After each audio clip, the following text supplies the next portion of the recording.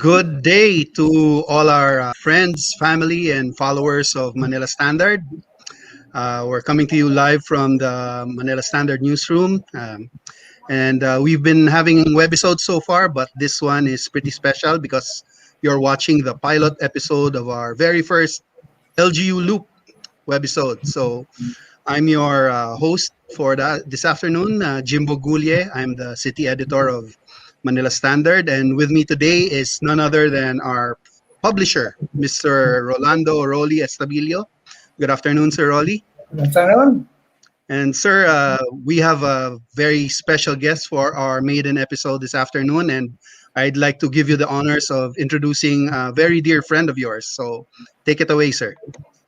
Okay, hello everyone and good afternoon.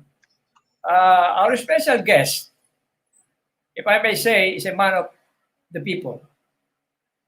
His humanity and loyalty and fidelity manifested early in his life and served as a solid foundation later as a leader.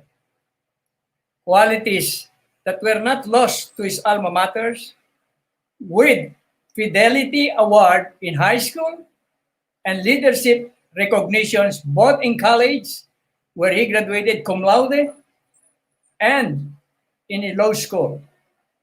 That set him off to a good start in his current journey as a public servant, straddling both executive and legislative branches of the government.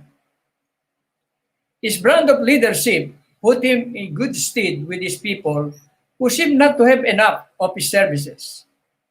They elected him first as number one councilor in his beloved city in 1988, then as vice mayor, and finally mayor, and after a record 3 consecutive terms as congressman before returning him in his current post as mayor, where he is now serving his 6th term. His achievements at the local scene caught the attention of no less than the President of the Philippines, President Duterte, who appointed him as lone representative of the local government units to LEDAC, the highest presidential consultative and advisory body on economic and development issues. He was invited to represent the country in the World Summit of Local and Regional Leaders in South Africa and at the Korea Foreign Program for Political Affairs in South Korea, both in 2019. In the same year, he was named Man of the Year awardee during the Asian Leaders Award ceremonies in Makati. So, ladies and gentlemen, it is my esteemed honor and privilege to introduce and welcome the longest-serving mayor of the city of Bacolod and concurrently the national president of the League of Cities of the Philippines, Mayor Evelio being Leonardia. Welcome, Mayor. Oh, yeah. Does it mean Jimbo will have to say something before I speak? Or is it my turn now? No, Mayor, the floor is all yours po. Oh my God. With that kind of introduction, you somehow mesmerized me, and I wish that I could live up to the expectations. And thank you so much for the honor, my dear Rolly and Jimbo, for being the first guest of LGU Loop of the Manila Standard. I'm sure that you have legions of followers, and to many of us, particularly Bacolod, our standard is Manila Standard. So, yes, I'm here ready for your interrogation. Okay. We are certainly honored, Mayor Bing, and it is our pleasure to have you today. But before we head on to the meat of our show for today, I understand we are going to play a short video of about 7 minutes about Bacolod City, the City of Smiles, and all that has happened under your administration, Mayor. So let's play the video. In pandemic, the local economy was vibrant and Bacolod was on the roll. 2019 was a great year for the city of Bacolod. She was the best performing LGU in the whole of Western Visayas, the top model city in the Philippines, and cited as one of the most business-friendly cities by the Manila Times and the Philippine Chamber of Commerce and Industry respectively. As one of the top 10 most competitive cities in the Philippines, she was on the radar of big investors such as Megaworld, the SM Group, Robinsons, Camellia Group, Landmasters, and Rockwell, to name a few. Their multi-billion pesos worth of investments created jobs and generated employment and livelihood opportunities. Mayor Evelio being Leonardia also received the Man of the Year Award at the Asia Leaders Award 2019, along with Manila City Mayor Isko Moreno. Then came the COVID-19 pandemic, which first struck Bacolod in March 2020. Our main infrastructure investments and flagship projects were put on hold. Mayor's primary concern was the health and safety of the workers, business owners, and the cities of Bacolod City, and the readiness of the LGU to respond to the pandemic. The first order of the day was to create the Bacolod City IATF to formulate strategies and plans to fight COVID-19. This was created long before DILG instructed the creation of an anti-COVID-19 task force. The IATF Command Center was established at the annex building of the Bacolod City Government Center. In addition, an emergency operations center to respond directly to COVID-19 patients was also organized, primarily for tracing, testing, and treatment. We invested 20 million for the Bacolod Biolab, also known as the CLMMRH Bacolod City Molecular Biolaboratory, the first of the 5 biolabs established in the city. Public buildings, workplaces, and the 3 major public markets were regularly disinfected by the city DRRMO. The first 2 swab mobile in the entire Philippines was built by the Bacolod City government through the generosity of various business groups in Bacolod City. We converted our sports gymnasium, Bay Center, into a Bacolod Respiratory Outpatient Brew Center to give free consultation and free swabbing to workers and citizens. To establish temporary COVID hospital called Bacolod City Respiratory Referral Center at the Bacolod Queen of Mercy Hospital. Quarantine and isolation centers were built in collaboration with the DPWH. During the enhanced community quarantine and modified ECQ, movement was restricted. The city distributed food packs to its citizens. Strict border controls were instituted to minimize the spread of the virus, but essential workers and essential businesses were allowed to open to balance lives and livelihood. We provided cash for work to cooperatives. Food suppliers were given special permits to operate sari-sari stores on wheels. We also provided free transportation to all workers of essential businesses and health workers. Mayor Bing has a very tough job balancing lives and livelihood. Our most important challenge now, after almost 9 months under restrictive community quarantine, was how to restart lives and livelihood and regain the momentum we had in 2019. An exit and economic stimulus teams were created to prepare plans and programs on how to restart the economy. In order to jumpstart the economy, plans are now being rolled to restart infrastructure development previously put on hold due to the COVID-19 pandemic. This will start with the development of the 8.8 hectare property in Barangay Tangub donated by the Yanson family to the city. The development will include the construction of the Bacolod South Terminal, the Mascara Coliseum, and the Bacolod Museum that will create a new growth center in the south of Bacolod. It can be recalled that the 5-hectare lot of the Bacolod City Government Center was through the generous donation of the Gonzaga family. What was once a sugarcane plantation is now a thriving suburb in the east, with its own commercial district and residential enclaves. The donation of the Yanson property and the move now to start its development will create a similar surge in investment in Barangay Tangub, as well as its neighboring barangays, thus creating a new growth center in the south side of Bacolod. This major and strategic investment in the area will definitely provide the much-needed boost to the economy to allow Bacolod to bounce back to its former status as a major investment destination. Another good news is the approval in Congress of the bill creating Bacolod City General Hospital, sponsored by Congressman Greg Sataya. It is now in the Committee on Health, chaired by Senator Bongo. Senator Juan Miguel Zubiri, Senate Majority Leader and author of the Senate version of the bill, assured Mayor Bing Leonardia to fast-track the approval of Senate bill for the said hospital. In addition, the other major projects started during the administration of Mayor Bing is also in full swing. The 88-hectare relocation site in Barangay Vista Alegre is one of the largest relocation in the country and will be housing 6,000 informal and displaced settlers once the development is finished. The expansion of the Bacolod City College, started before the pandemic, will be on track and will be finished by 2022. Again, the construction will create more jobs for Bacolod residents and will also provide educational opportunities for Bacolod nones.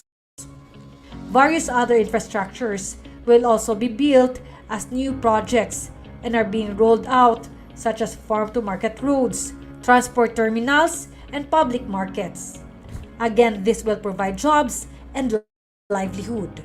An ordinance granting an amnesty for penalties and charges to delinquent real property taxpayers was passed.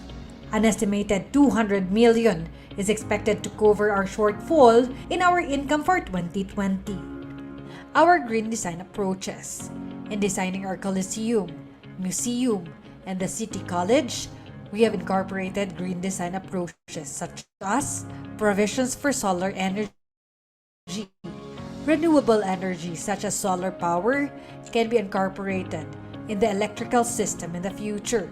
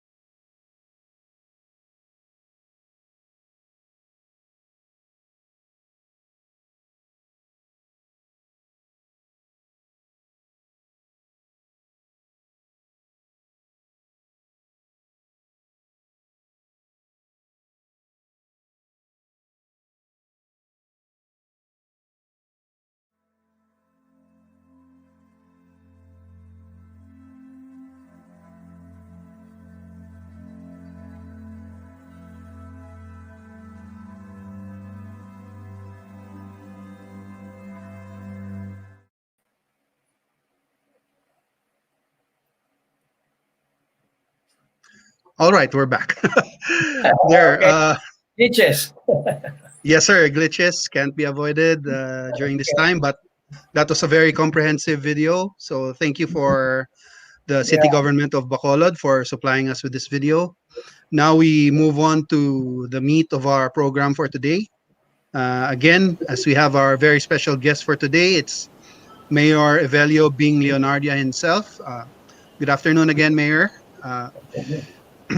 And then right now, we're going to ask you a couple of questions about Bacolod City and the developments there that may not have been covered by that video, but also it's obviously we'll have to talk about the very lingering topic of the day and the year, which is the coronavirus pandemic.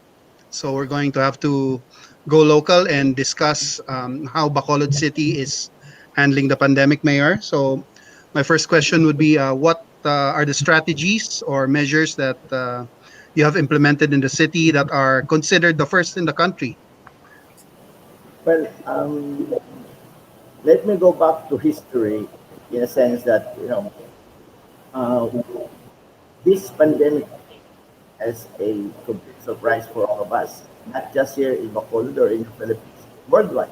So, um, you come to think about it, um, common sense had to prevail. Logic likewise had to be used. And of course, we also went to science to somehow put ourselves in a position where we would best understand what was happening. Okay, now to start, um, it is on record that we established our local IATF even before the ILG mandated that all LGUs should have an IATF. And according to the DOH, the question is, what were the things that we did first?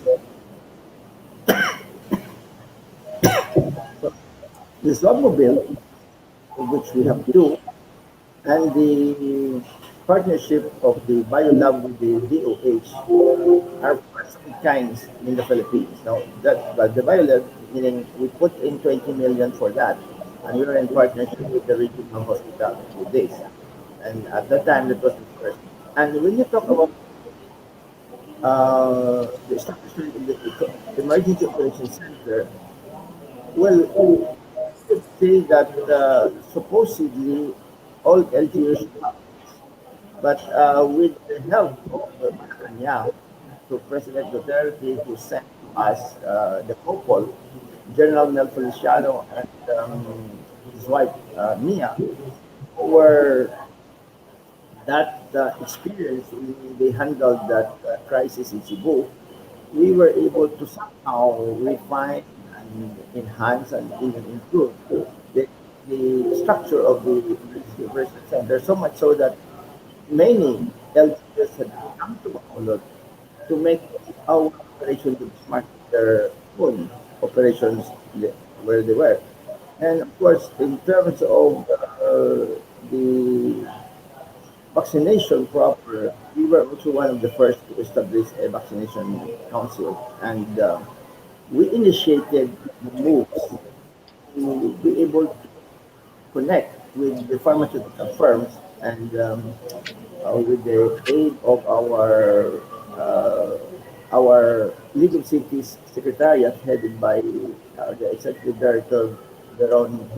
Because we were able to get in touch with AstraZeneca among others, and that paved the way for us to close a deal with AstraZeneca, and at least 24 cities now that contract with AstraZeneca together with the DOH and the COVID task force. So that puts us in a position where we have that kind of stability that so far as the supply of vaccines are concerned, we have an assured number. And Bacolod is, for the record, is one of the top five because we understand per report to us that Davao is number one, followed by Quezon City, which is the biggest city. Then Makati is the richest city in the region. The city of Manila and comes Bacolod. So we feel that our people are supposed to feel more able, more assured that vaccine-wise, the supply should not be a problem for us. Well, I can Thank you go on for. and on. I think I should better stop. Yeah, It's okay. yeah. How far are you in achieving your goal, Mayor, in vaccinating all your constituents? The question is, how do we? How far are you, or how near are you in your goal in Well, vaccinating your people? for one, aside from having created our vaccination council quite early, for the record, Bacolod was the first city or the first LGU in the whole of Western Visayas that did the vaccination.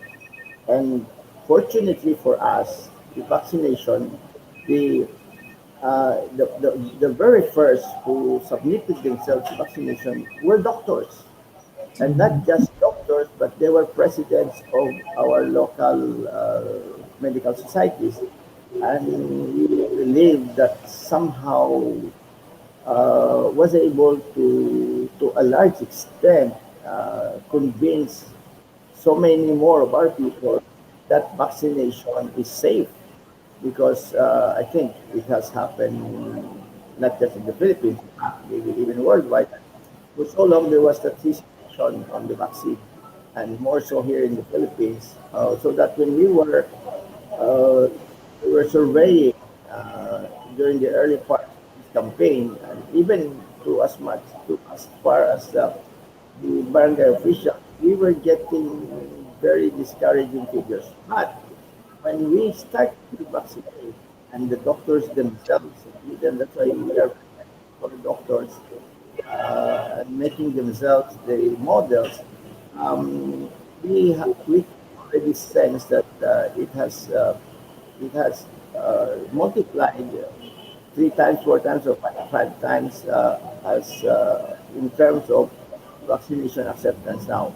So we will continue with our information education campaign, which is done to the internet, and there are also campaigns being done by barangay campaigns directly to the people, and together with the local media organizations like the KBP and the Negros Press Club, we are embarking on a massive campaign. And fortunately, likewise, we acknowledge the involvement of our Bacolod Diocese headed by Bishop Patricia Wilson, who are asking this, and we are, in fact, we are expecting that soon a pastoral letter may come out and supporting the vaccination program locally, because we understand that the the College Bishop Conference of the Philippines is also in that position to endorse the vaccine. Because anyway, as we continue with this, I would always ask people, uh, what how, what is our solution to end this pandemic? Because if the pandemic is over, then we all go back to normal. And may I just say before I stop about this, that one of the strategies here is to get testimonials. So we have videos of those Bacolodnons who are abroad and who were already vaccinated. In fact, there is this story of a Bacolodnon in Canada who was one of those the very first to be vaccinated in Canada. And she was telling us that, when they were being herded from their work areas and their homes to the vaccination center, and they were in a bus, they were all very quiet. There, it was very silent in the bus because she realized that all of them were praying. They were praying because they were also scared of the vaccination. They had those doubts and all this. But when she was asked, how come you decided to be vaccinated? She answered back that she decided to be vaccinated because she realized that COVID is more dangerous than the vaccine. So I hope that kind of thinking will resonate down to all levels of our society, not just in Bacol, but even all over the country. Okay, All that's right, good. sir. Very comprehensive answer, sir. Thank you very much. Um, well, considering that, uh, among the plans you've implemented in fighting COVID-19, what do you think has been the most effective so far? Well, I think it is because we got ourselves organized, and we were able to get competent, committed, and dedicated officials and even volunteers. No? Our Emergency Operations Center has an executive director in the person of our city administrator, Emily Gaspiang, who is a pre-term counselor, and incidentally is a nurse. So that's quite a big advantage in a time of epidemics. And then our city health office, of course, with Dr. Edwin Miraflor, has been outstanding. And the participation of the private sector, especially in terms of Dr. Chris Roman, Dr. Hector Diaris, and even John De Venas, who were there at the start of it and helped us organize so many the core of the Emergency Operations Center, and we were able to update our data. We got them so accurately, and we were able to extract immediately all the positive, positive cases. And we even had this one hospital command authored by Dr. Hector Gallaris, which gave us an instant picture every day of what is happening with our hospitals in terms of occupancy and the number of cases and all the other details that are essential to monitoring the health situation in Bacolod. So yes, I think that is the reason. All this plus more are the reasons why we have become, some kind of benchmark for many other LGUs, and we believe that, as they say, uh, imitation is the best form of flattery, and we're happy with that. Indeed, sir. Yeah, Mayor, I just like to shift to the economy. With the whole world suffering now because of the pandemic, how do you keep your local economy afloat? Well, yeah, admittedly, that is a big challenge, no doubt about that. But especially so if, as presented by the video, before the pandemic came, Bacolod was growing its fastest rate ever. We registered a record 25,637 businesses in 2019, and it was the height of a continuous acceleration since our administration took over. It, it, it told us therefore that mga 40% na ang na-increase namin in terms of volume. But when the pandemic came, of course, everything slowed down. And while we registered only 8% decrease in 2020, we are expecting a bigger decrease in 2025. Now, but what we keep on telling our people is that this is all temporary. The pandemic, we'll have to grapple with it, but we have to look forward that when the pandemic is over, um, we will go back. We will go back to how we were. We will be back in business. And as a matter of fact, just as we speak, a few hours ago, I cut the ribbon of a bank that opened in one of our barangays. And I was so pleased with that because and these investors are from Iloilo.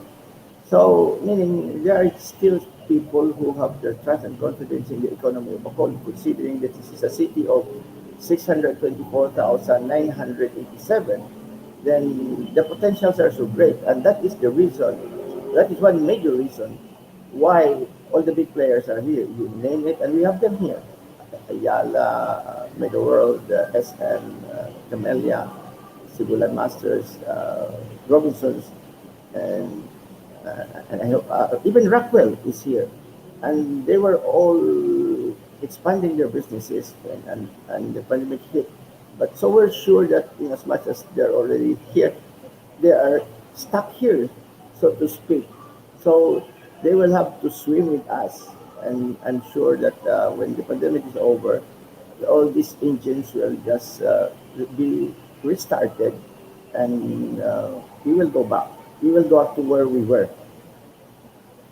Okay, that's a good thing to hear, Mayor. So, Jimbo, are we taking a break or what? Yes, sir. That was practically part one of our program for this day. We're going to take a very, very short break. But before we go on the break, we just like to thank everyone who's following our live stream on Facebook. And please also follow the Manila Standard social media accounts on Twitter and on Instagram. After our show today, you can always rewatch the show on our Manila Standard Facebook page. So we'll come right back. We'll just take a quick break and then we'll continue this interview with Bacolod Mayor Evelio Bing Leonardia.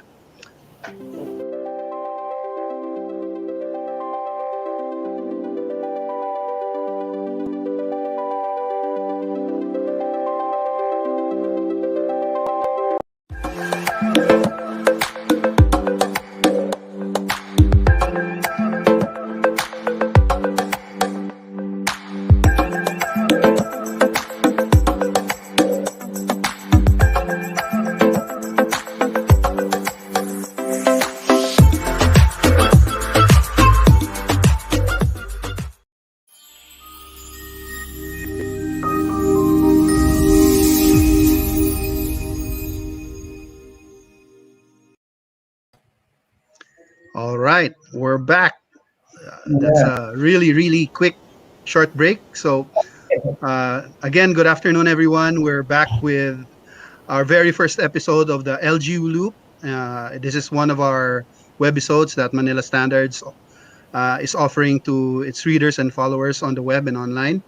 We are very honored again, once again, to have Bacolod City Mayor Evelio Bing Leonardia with us this afternoon. And Mayor Bing, we will continue our some of our questions for this afternoon, but we'll shift to another area that you are intimately involved with, and that's the League of Cities of the Philippines, where you are the current national president.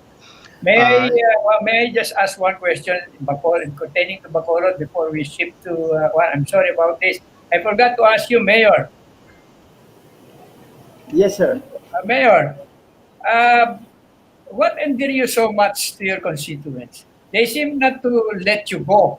They keep repeating, they keep electing you as mayor time and again. No, no, no. What made you so popular? That's oh, you make me speechless. But let me put it this way. Um, you know, I've told our people this, and like when I got back to the mayor, there was an event. I think it was during one of my birthday celebrations, and I had a very big crowd. And I just told them that maybe we were just simply meant for each other because uh, all this time I had just been myself. Because at one point in my political career, I was asked by some friends, sino bang image maker mo? I was not able to answer that because I told them, I sorry, I don't have any image maker. What you see is what you get.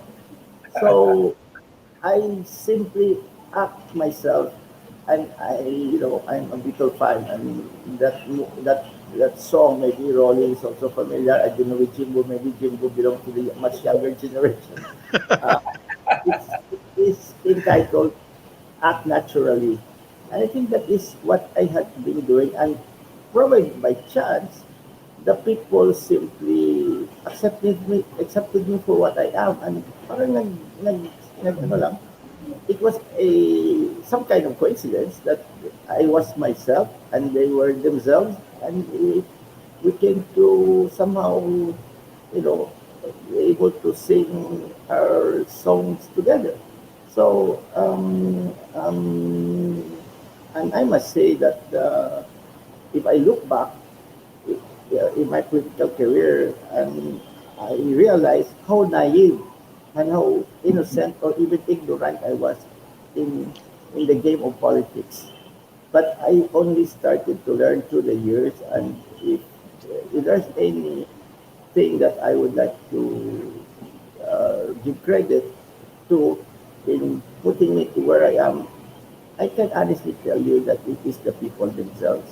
And I owe this to them, and that is why when I do this and do that, and I give my all out, it is because I owe this debt of gratitude to them. And this is a, a privilege, in fact, an honor that they gave me in this city of 624,000, uh, 689, it is 987, but I can tell them that I may have made mistakes, I may have had lapses, but when you talk in terms of my commitment and dedication, may I say, and I may say this straight to the faces to a lot of people that I have my sincerity with this, and I'm sure that if I were faking these things, the people would have already discovered that by now. So I am what I am, and I can even tell them that the longer I stay in office, just like as I told my wife, the longer that we've been married together, the more I got in love, more and more in love with her. I am now also more and more in love with our people of Bacolod. And I can tell you that, and I can say that straight to the eyes of our people. I, I've come to love them so much. Yeah, Well, you will not stay in that job, Mayor, if you didn't love it. And your longevity in office only speaks to the integrity you have as a person. And Sir Rolly would know very well because you've been friends with Sir Rolly for a very long time now. Of course, that everybody is my friend here. There are people who had never believed in me, and it will continue to be like that for Yes, sure. sir. well, All that's right. humanity, When, Mayor. when, when my, Humanity and fidelity to the people. sorry, Yeah. sorry, Rob. Yeah, that's humanity. I said that your quality as a leader, humanity makes you different, and fidelity makes you more different. Well, I'm just saying that because I've known you for quite some time already. So this is no flattery. Oh, well, Okay. now I'm so glad that I'm here. You are making my day. You always, uh, And you're making ours, Mayor. Thank you for having us Okay, again. yeah. Okay, can So, we shift to one? Yeah, Mayor, before Kwan, I'd like to shoot the first question. You have some fresh news coming your way about this local government yeah, preferential treatment for vaccination. believe ko sa iyo talaga, Ron. Ang bilis mo. Yan. Just a matter of maybe an hour ago or even less, Secretary Ipimako Densing called me and and revealed the good news that the National IATF had just approved our request because last Saturday, Undersecretary Densing was in Bacolod City. So I grabbed that opportunity to, of course, sit down with him and discuss some issues with him. But the highlight of which was our request that the city mayors, to start with, should be given preferential attention where vaccination is concerned. Because if we're talking about the frontliners who had to be vaccinated ahead because of their exposure to people and the risk that they're taking on a day-to-day basis, the same is true with the local chief executive. May I say this that while of course the immediate view that I had was in terms of the city mayors because I am the national president of the league, but we were asking, if possible, to also have even the vice mayors, the vice governors, and even the kagawads down the line. But kanina, when he told me that today, the 1,634 governors, city and municipal mayors will be considered high priority, category A4. And even the barangay captains of 42,046 will also be included now as among the top priorities. Now, of course, we have to consider the councilors and the kagawas and so on and so forth, but according to Secretary Kitchen, we will just start with that. So it doesn't mean that the door is closed, but it is only just because we're just taking the first step. So this is my first public pronouncement and revelation that the good news for the local chief executives or the LCEs is that all of us now will have an earlier chance to get vaccinated because of this new policy of the IATF. And I believe that's fair.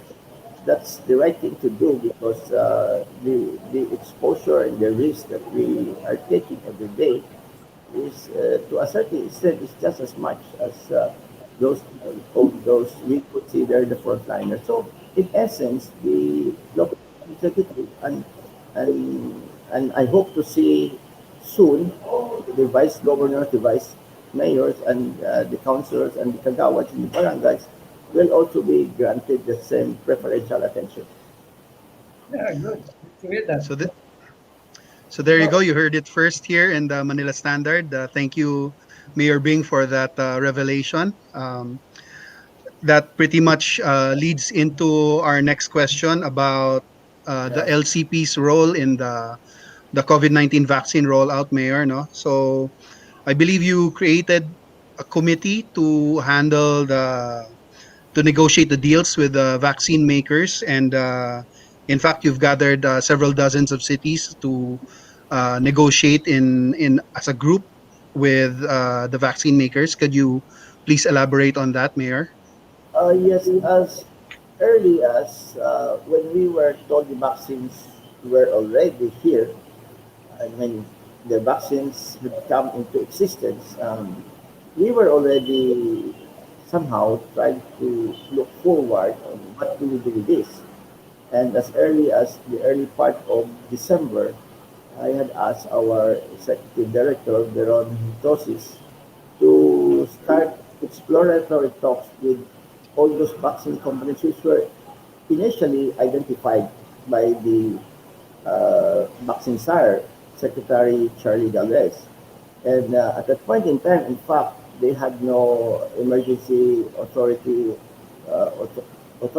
yet. But just looking forward, we started to talk to them.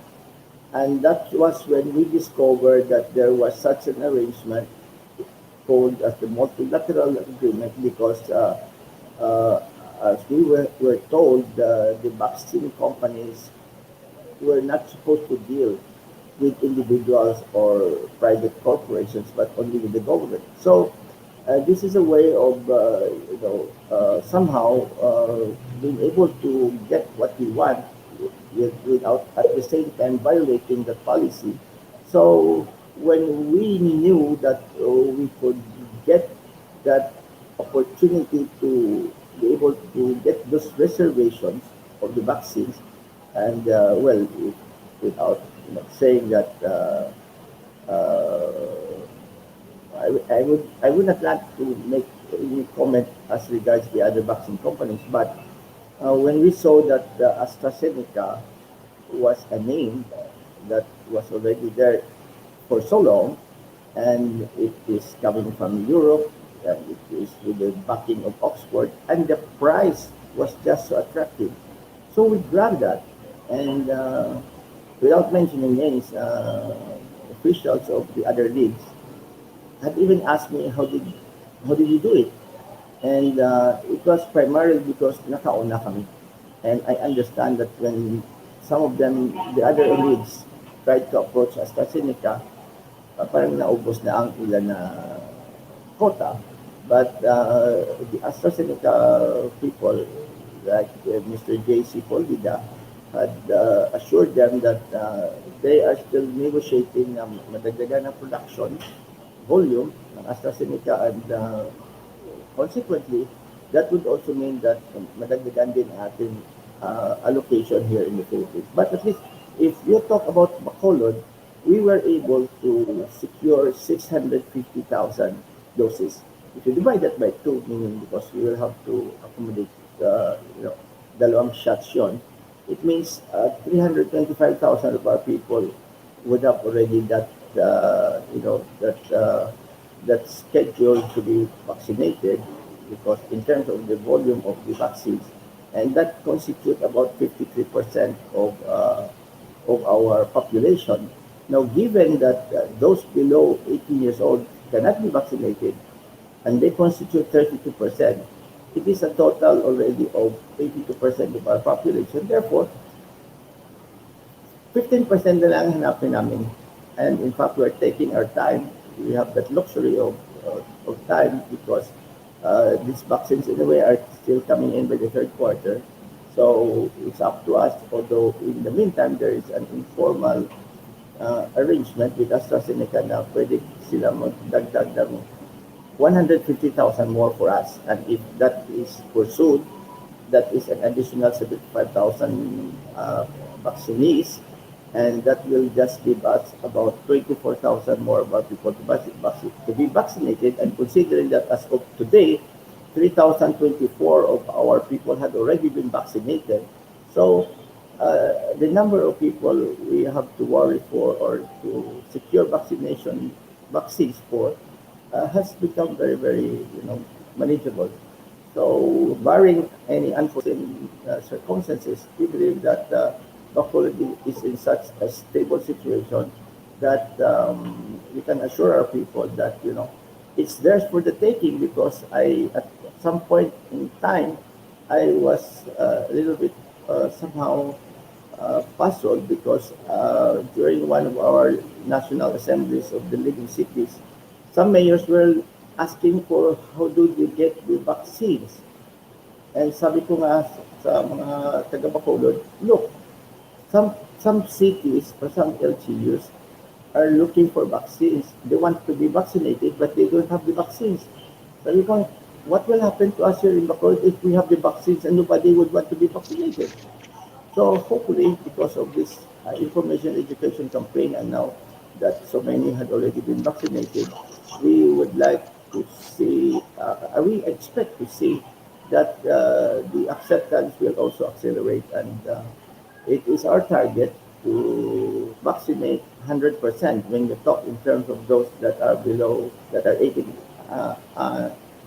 years old and above. Uh, that is just that is already 68%. So when we are able to vaccinate 68%, that's herd immunity. And that is the target for Bacolod. And we are allocating 300 million pesos for that, because I told them repeatedly that we are where the health, where the lives of our people are concerned. We will go for growth. We will do the extreme possible. We will realign, revert, or let's change the budget just so that we will be able to get the vaccines, which for us is our salvation in a pandemic like this. Sir Rolly. Yeah. All right. To, to well, I know how difficult it is for the local government units, especially at the pandemic. But you have, are you getting your fair share as far as ERA is concerned? I know that has been resolved already by the Supreme Court, but you have been moving that you get the fair share. Are you getting that already? I mean, the LGUs. Uh, did you say that ERA, the Internal Yes, Revenue Allotment? Okay. yes. Yes, sir. Uh, you make me smile, Rolly. We put it this way. This is all about the Mandanas Garcia case. Yeah. Yes, sir. Um, just to be clear about that, that case was filed by both Governor Mandanas and Governor Garcia. But Yes. by habit, people just call it simply the Mandanas case. And just giving credit to where credit is due, both of them did their part. So I call it officially as the Mandanas Garcia case. Okay. So this is about the era, which in effect would mean ang interpretation ng Supreme Court is nagkamali ang policies of the government from the budget down as far as everybody was concerned from the executive side, that ang interpretation nila was just a certain only certain taxes were supposed to be used for the computation of the era, but this Mandanas Garcia case was more encompassing that practically all the taxes are now to be considered as the basis of the sources of the era for the local government units. Okay. So when this was announced that it had become final and executory, and incidentally one of the justices and maybe even one of the ponentes was then Justice now Governor Pretty Velasco, because we know that he fought hard for us to try to get it as early as, because of course, considering that on the average all the LGUs will benefit about to as much as 27% in their era allocation, that's big news. That's one third of our era allocation. Like in the case of Mhm. Bacolod, we have about 1.5 billion. That will translate to almost 500 million. So that's big money for us. So we all sang Hallelujah when we were told that the Bandanas Garcia case was going to be implemented, although not as early as we wanted, but we were assured by our officials that by 2022 or next year, the Mandanas case will already be implemented. Yeah, but the Mhm. thing about it is now, although we're still waiting for the executive order from Malacanang, what is shaping up is a situation where they're now telling us that in as much as we're going to get that kind of money from the national government will also exercise its policy to devolve. And it means, therefore, that we will have to be spending money for those offices which used to be, the obligation of the national government. So even during that interview with Secretary Rizal, which he has a show together with Mr. Cesar Chavez, the chief of staff of Mayor Isko Moreno, they were asking me about this, and I shut back that it will be premature for us to sing Alleluia because we do not know in the bottom line if all these all these expenses that they will throw to us, all these devolution uh, requirements and policies are all implemented all at once. We're not sure yet whether these developments will actually net for us, additional era, or it might even mean that we will have more to spend than what we are going to earn. That is something as of the moment that we cannot answer. So, but certainly, go ahead, sir. Yeah, okay, sir. Yeah, but certainly the additional funds in terms of ERA will definitely help Bacolod City and all of the other local governments cope with their needs, especially during this pandemic, right, Mayor? Yeah, in principle, yes, but what I'm concerned with is how will the devolution implementation really affect us? Because it would also mean that we will have to spend more. So, parang as of this point in time, I cannot say exactly whether in the bottom line that is totally good news for us. Until the time that the executive order is given to us, maybe that's when we can conclude if this is a net profit or a net loss for us.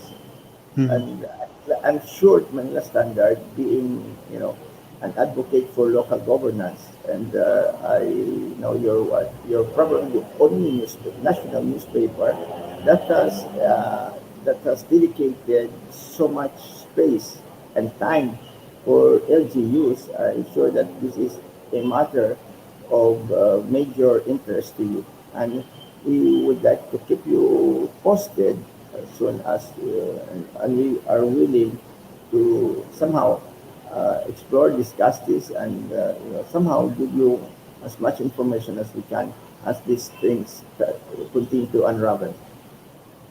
Well, good luck, Mayor. I hope you can achieve your goal of getting the fair share of the era. Yes. Well, let us say that we will get what is due to us. Okay. Whether it is fair or not, that I cannot tell yet. We certainly hope so, Mayor. Thank you so much for answering our questions today. Uh, Time really flies when you're having a great discussion with friends and respected people like Mayor Bing Leonardia. Uh, Wow, I don't deserve that. yes, sir. Just to close our program, sir, is there anything else that you'd like to share with our viewers and with your constituents in Bacolod? And maybe you could give us Oh, yes, an thank you so yeah, much yes, sir. for The floor is yours. that reminder. Okay, it's like this. as I was saying earlier, we had rough times here. During the last part of July, July, August, September, and October, we were covered by COVID. We were having cases in 3 digits daily, and there was even a time when we had to contend with about 2,000 of our COVID positives in the different you know, quarantine centers that we had Mhm. to rush to somehow to catch up with the numbers, and with the LSIs, with the OFWs who were also coming by the thousands. You can just imagine how it was for us here. Maybe had we had a chance to be together, I might have been, I might have looked different.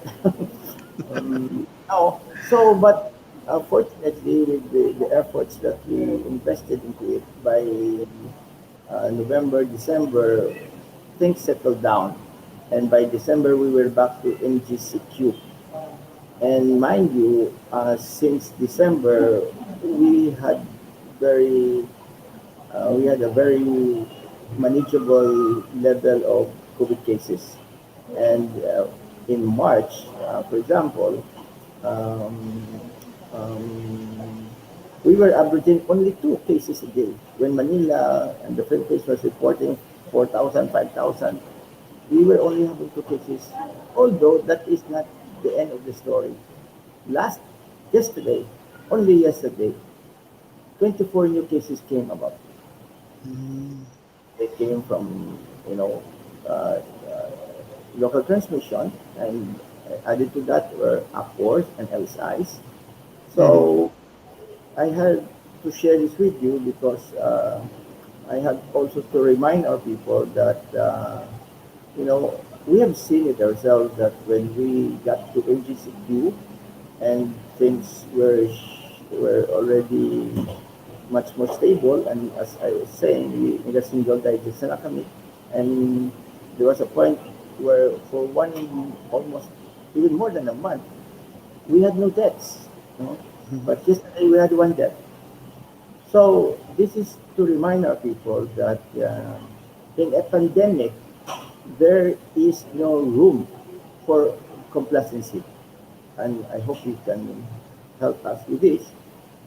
Your rich is the whole nation, and for sure there are also cases where they have lowered the number of cases, and there is always that natural tendency, or maybe human nature at that mag-relax.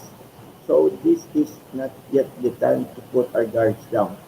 So we hope that Manila Standard will be very in the forefront to help contain it in those areas being ravaged by COVID now, and the Manila Standard will be there to those areas that are manageable to somehow remind them to do not never put their guard down. And of course, in the end, I would like to say, damo give na salamat. That is maraming maraming salamat to my idol Rolly, boss idol, and then of course my newfound friend Jimbo, Yes, sir. who who told us earlier that he was in Bacolod once for business and once for pleasure. I would like to advise him that next time he comes, he can mix this both. He can have business and pleasure at the same time. So thank you so much for making me the buena mano. Ano, what's the term? Buena Buena mano mano. indeed, sir. Buena mano indeed.